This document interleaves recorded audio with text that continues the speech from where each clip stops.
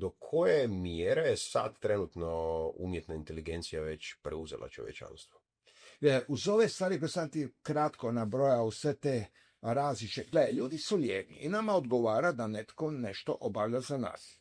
Jel tak? I sad ti dalje sjediš. Sad je već, jako su se razljutili na tog Yuvala Hararija, kad je on neko je napisao da je rekao da bit će te beskorisne izjelice.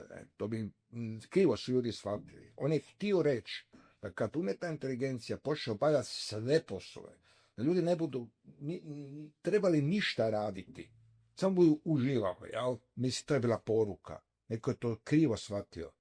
Znači, to je da, to je krivo.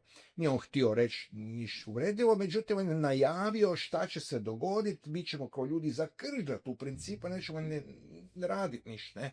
To je poruka, ne? Neće biti potrebno, neće biti izazov i polako ćemo zakržati. Ne misli, to je ta neka bojazan koja postoji.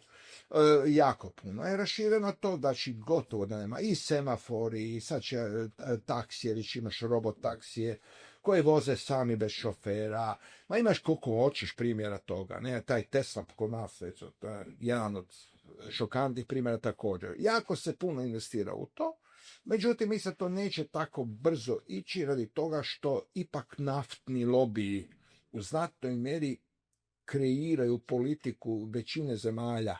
Prema tome ti ne možeš baš zamijeniti se za modernom i čistom tehnologijom ono što bi mogao već zamijeniti, radi toga naftni lobby to kontrolira. Jel, pa tu ima i drugih vrlo neugodnih novih saznanja.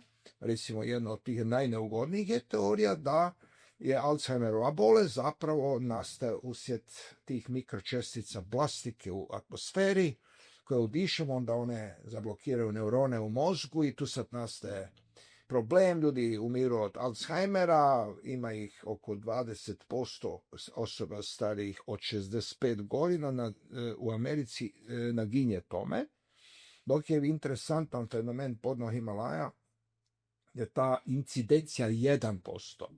Možda radi plastika, ali ima još nekih dodataka prehrani koji izgleda da su utjecali na to tamo.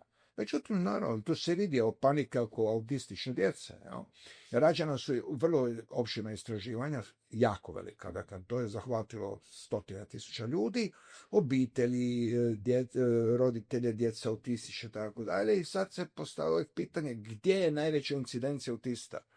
Ne? I sad svi su rekli, očekivalo se, to bude nekakva Južna Afrička republika, to bude nekakav Zambezi, ili kako se zove, Zimbabve, to bude Džakarta, koja je jedna od najzagađenijih gradova na svijetu i tako da. Ne, nije. Sjeverni Hollywood. North Hollywood.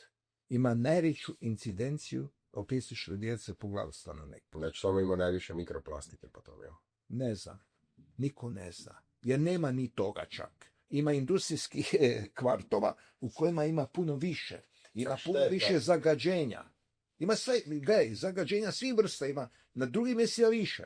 Zašto je baš taj nevjerojatna lokacija, znači da bi čovjek očekivao vrlo visoki standard, i on je vrlo visok, sve to događa.